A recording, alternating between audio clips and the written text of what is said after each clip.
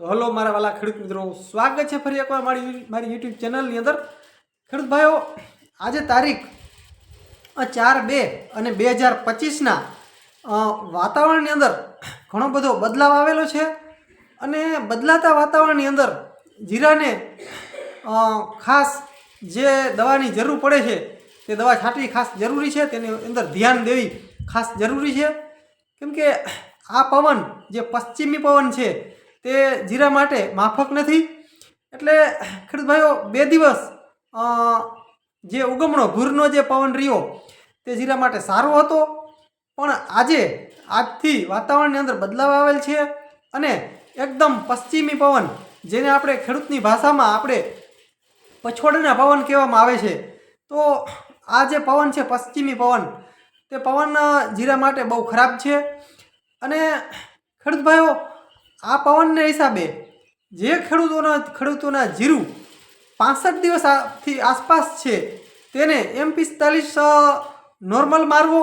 જો આવતીકાલે જો ઝાકળનું પ્રમાણ જોવા મળે તો જે ખેડૂત ભાઈઓના જીરું હાલની અંદર 65 દિવસ આસપાસના છે તેને જો ઝાકળનું પ્રમાણ કાલે વધારે પ્રમાણમાં રહીએ તો ખેડૂતોને મારી ભલામણ છે કે આવતીકાલે 65 દિવસ પ્લસના જીરું હોય તેને નોર્મલમાં M45 છાંટવો, ટૂંકમાં વધારે પ્રમાણમાં ન છાંટવો। જે પંપમાં જે પ્રમાણ આપણે રાખી તે ઓછું રાખવાનું। અને જે ખેડૂતોને 75 થી 80 દિવસ આસપાસના જીરું છે તે ખેડૂતોને વાંધો નહીં, વધારે છાંટી તો કોઈ પ્રોબ્લેમ નથી જીરાની અંદર। પણ ખેડૂત ભાઈઓ, જો આવતીકાલે જો ઝાકળનું પ્રમાણ વધારે પ્રમાણમાં રહીએ તો ખેડૂત ભાઈઓને મારી ભલામણ છે કે આવડા જે ખેડૂતોને જીરું થઈ ગયા હોય તે ખેડૂતોએ M45નો છંટકાવ આવતીકાલે જરૂર કરી દેવો। અને મિત્રો, બીજું એક ખાસ, જે ખેડૂતોના જીરું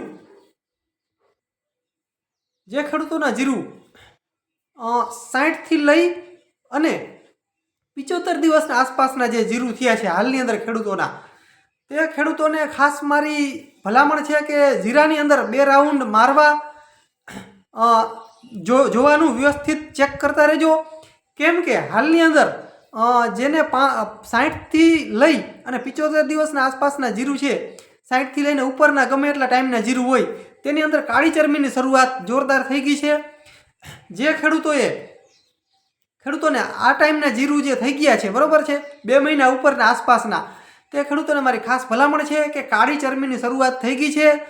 અને ખેડૂત ભાઈઓ, ખાસ જણાવી દઉં કે કાળી ચરબીના લક્ષણો એ છે કે એકદમ મોગરાની નીચે એની દાંડલી, જે મોગરાની દાંડલી છે તે એની અંદર કાળું મિત્રો ટપકું થાય છે। બીજે દિવસ મોગરો હુકાઈ જાય છે, ત્રીજે દિવસ આજુબાજુમાં મિત્રો ફેલાવા માંડે છે। એટલે ખેડૂતોને મારી ખાસ ભલામણ છે મિત્રો, ખાલી તમે હાઈલા જાશો જીરાની અંદર, જો નીચા વરી અને મોગરાને આમ કરી અને નીચે તળિયે જોશો નહીં તો તમને ખબર પડશે નહીં, ડાયરેક્ટ ખબર પડશે નહીં, 2 થી 3 દિવસ એમનેમ વયા જશે, ત્યારબાદ તમને ખબર પડશે। એટલે ખેડૂતોને મારી ખાસ ભલામણ છે કે ખાલી રોગો તમે આમ રાઉન્ડ મારશો જીરાની અંદર, હાઈલા જાશો તો એટલું તમને ખબર નહીં પડે। હાલની અંદર એટેક ચાલુ થઈ ગયો છે, કાળી ચરબીનો કાર્યો જે આવે છે તેનો એટેક ચાલુ થઈ ગયો છે। તો ખેડૂતોને મારી ખાસ ભલામણ છે કે નીચે વરી વ્યવસ્થિત જોવું। 4-5 વીઘાનું જીરું હોય તો મિત્રો ઓછામાં ઓછું 4 થી 5 જગ્યાએ તમારે બેસી અને નિરાતે ચેક કરવું।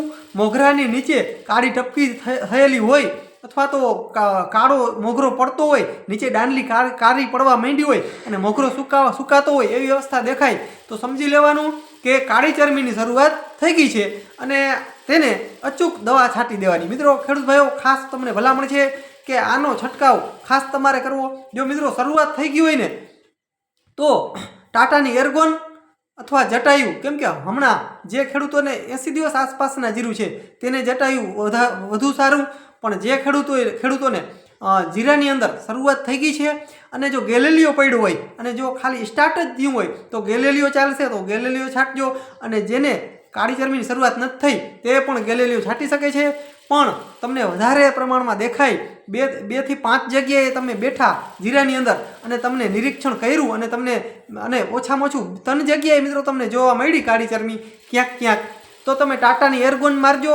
અને મિત્રો, એકાદી જગ્યાએ જો આખા ખેતરની અંદર નોર્મલ જોવા મળે તો તમે ગેલેલિયોનો છંટકાવ કરી શકો છો. પણ મિત્રો 2 થી 4 જગ્યાએ દેખાય તો ટાટાની એર્ગોન આવે છે તે અચૂક તમે વાપરી શકો છો. અને મિત્રો વાટ નહીં જોશો, કેમ કે આ કાળી ચરમી છે 4 દિવસની અંદર આખું ખેતર પણ ભયડામાં લઈ શકે છે. કેમ કે આપણે અત્યાર સુધીના જેટલા ખર્ચા કર્યા એ પાણીમાં ના જાય તેના માટે ખાસ મિત્રો રાઉન્ડ મારવો. અને મિત્રો વધારે પ્રમાણમાં જો કાળી ચરમી હોય તો જટાયુનો છંટકાવ કરવાથી ઘણો બધો ફાયદો થાય છે. જટાયુ અથવા ટાટાની એર્ગોન, આનાથી જો તમારે વધારે પ્રમાણમાં કાળી ચરમી હોય તો જરૂર છંટકાવ કરવો.